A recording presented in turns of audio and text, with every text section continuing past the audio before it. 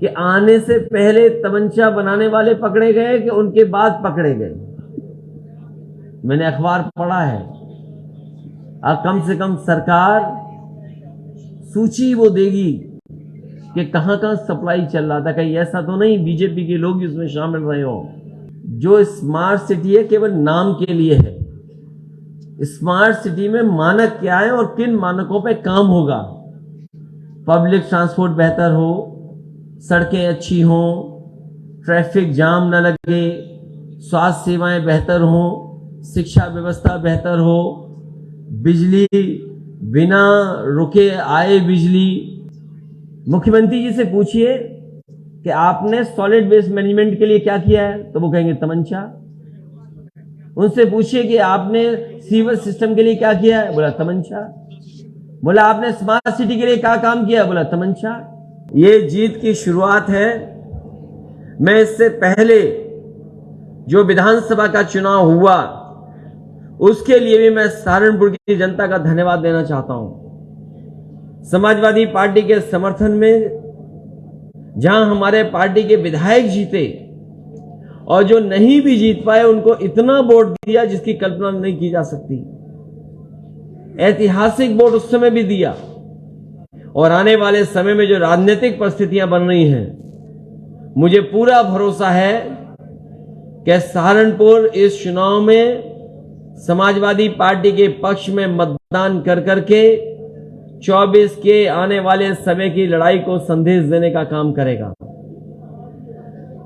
ये चुनाव urban bodies का है, जहां नगरपालिका, महापौर, नगर पंचायत का अपनी अपनी जगह चेयरमैन, अध्यक्ष या मेयर चुनने का चुनाव है।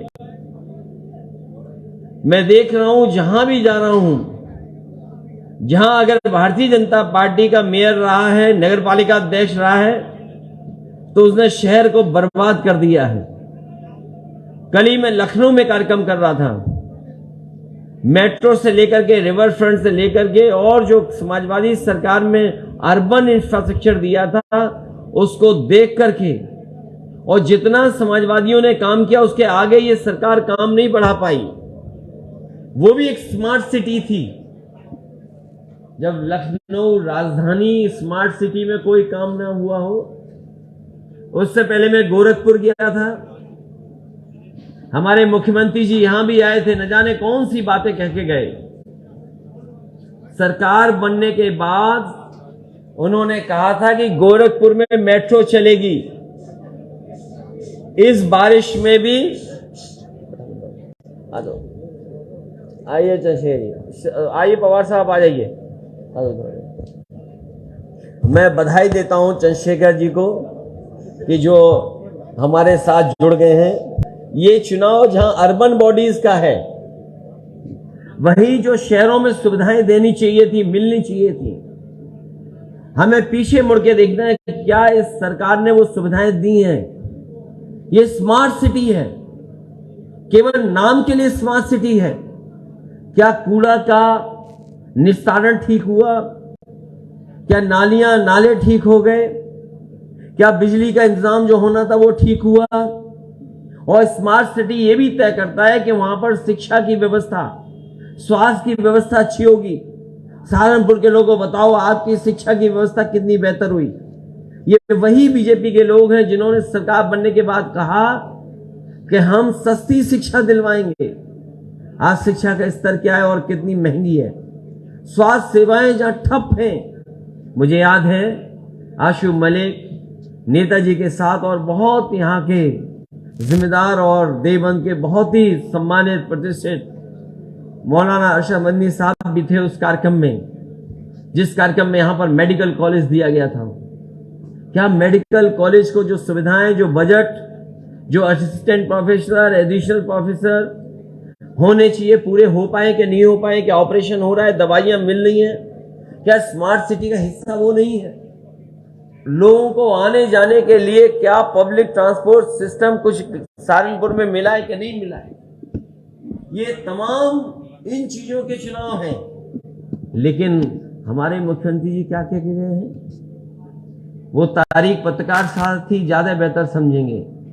मुख्यमंत्री जी के आने से पहले तमंचा बनाने वाले पकड़े गए कि उनके बाद पकड़े गए? मैंने अखबार पढ़ा है। कम से कम सरकार सूची वो देगी कि कहां कहां सप्लाई चल रहा था। कहीं ऐसा तो नहीं बीजेपी के लोग इसमें शामिल रहे हो? और मुख्यमंत्री से कोई सवाल पूछो, सड़क में गड्ढे क्यों, उनका जवाब आप जानते हो। उनसे पूछिए कि आपने कूड़े का निस्तारण किया, जवाब आप जानते हो। क्या ट्रैफिक का इंतजाम आपने बेहतर किया? ट्रैफिक का इंतजाम तो पूरा सांडों के हवाले कर दिया, जानवरों के हवाले कर दिया।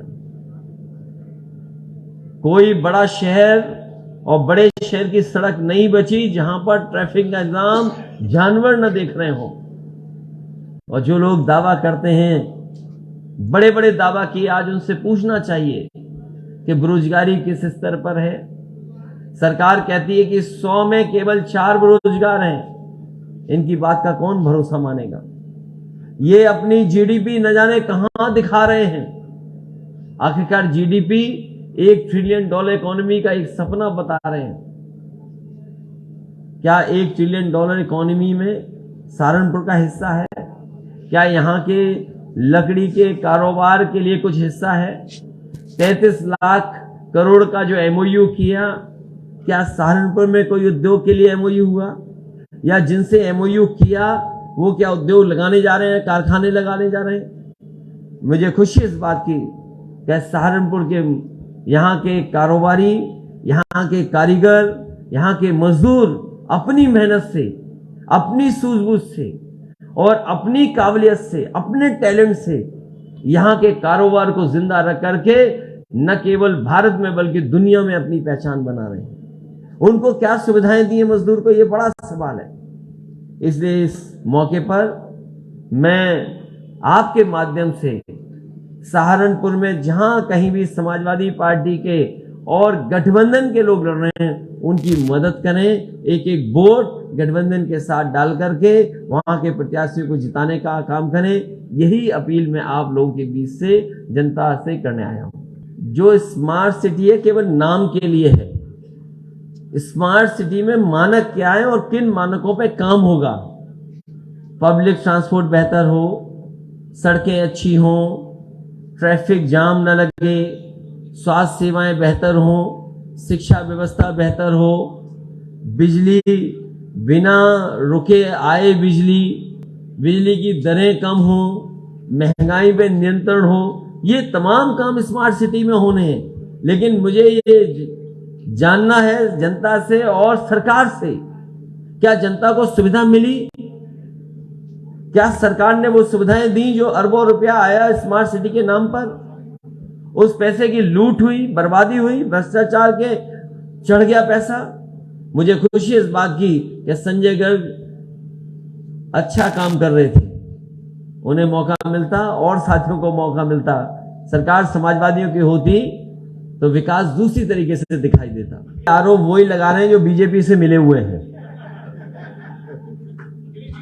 ये आरोप वो लोग लगा रहे हैं और मैं अपने साथी से बताना चाहता हूं, बहुजन समाज पार्टी से बहुत सावधान रहना। वो अंदर ही अंदर हाथ मिलाए हुए बीजेपी से। मुख्यमंत्री जी से पूछिए कि आपने सॉलिड वेस्ट मैनेजमेंट के लिए क्या किया है, तो वो कहेंगे तमंचा। उनसे पूछिए कि आपने सीवर सिस्टम के लिए क्या किया है, बोला तमंचा। बोला आपने स्मार्ट सिटी के लिए क्या काम किया, बोला तमंचा।